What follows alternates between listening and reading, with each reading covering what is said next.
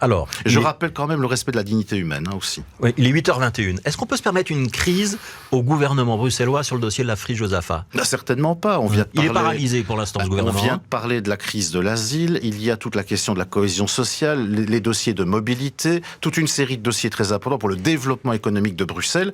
Donc clairement, en effet, nous n'avons pas le luxe et le loisir d'avoir une crise. Mais en même temps, je le répète, il ne se trouve pas de problème qui n'ait de solution en politique, et donc il faut pouvoir se mettre autour de la table, discuter, on est tout à fait prêt à le faire. Vous êtes prêt à le faire ? Est-ce que vos partenaires sont aussi prêts à le faire ? Ils disent que oui. Alors pourquoi est-ce que ça se fait pas ? Il faut leur poser la question. Il y a un certain nombre d'organismes publics qui ont décidé de prendre leurs responsabilités parce qu'il y a des échéances à respecter. Pour les écologistes, c'est une sorte de passage en force, voire de provocation du Parti socialiste d'avoir attribué ce marché ou d'avoir permis à ce que les organismes en question, notamment la Société régionale du logement bruxellois, la Société d'aménagement, aient attribué ces marchés. C'est une provocation ou pas ? Moi, j'ai toujours pensé que la bonne gouvernance, c'était aussi respecter l'autonomie des organismes publics, surtout quand les organismes publics risquent d'avoir des pénalités, des amendes, voire toute une série de conséquences juridiques négatives s'ils ne décident pas. Ouais. D'un autre côté, il n'y a pas que le Parti socialiste dans ces organes de gestion, toutes les familles politiques y sont représentées, et également la société civile. Donc, de dire que le PS a décidé seul, c'est un peu fort de café. Mais pour le reste,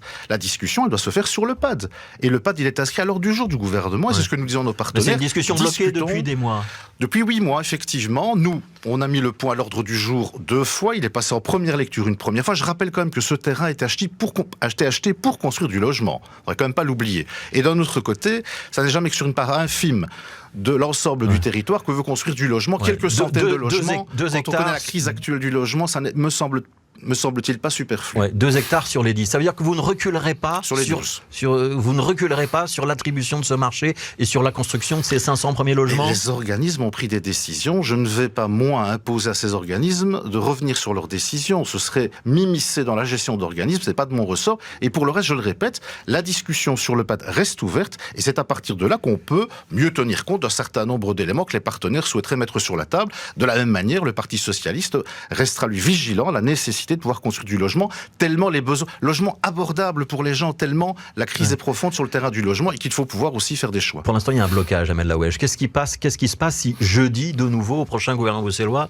il y a de nouveau une partie des ministres qui ne sont pas là ? Ne tirons pas de plan sur la comète. Moi, je crois qu'il y a... Vous négociez vous êtes le président de la Fédération bruxelloise du PS. Est-ce que vous négociez avec Raja Mawan ou Marie Lecoq à Écolo ? Il y a évidemment des discussions et les personnes que vous venez de citer font partie de mes interlocutrices. Il y en a d'autres, évidemment, mais ces deux-là sont les principales, et il y a du bon sens et de la volonté de faire avancer Bruxelles tous ensemble autour de la table. Donc ce que je crois, c'est qu'il y a assez d'enjeux économiques, sociétaux, sociaux, environnementaux à Bruxelles que pour se permettre de paralyser un gouvernement. Les écologistes réclament un geste de Rudy Vervoort, le ministre-président. Il y aura un geste ou pas d'ici jeudi ? Rudy Vervoort, depuis 8 mois, met le point à l'ordre du jour du gouvernement, rappelle les accords, rappelle l'accord de gouvernement, rappelle l'accord dans l'accord de majorité à Scarbeck. D'ailleurs, c'est aussi tenir compte de la volonté politique des Scarbeckois, puisque dans l'accord de majorité, il est question de développer la Free Josaphat. Et pour le reste, Rudy Vervoort, comme les autres ministres au sein du gouvernement, d'autres partis politiques sont ouverts à une discussion sur le PAD. Alors, il nous reste 2 minutes. Je voudrais qu'on parle de réforme fiscale, dossier mis sur la table aussi au gouvernement fédéral par le ministre des Finances, Vincent Van Peteghem.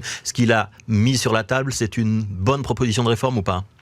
Oui et non. Alors oui, parce qu'il y a des propositions de diminution de l'impôt sur les revenus du travail. Non, parce qu'elles ne sont pas assez ciblées sur les bas et moyens revenus. Et non également parce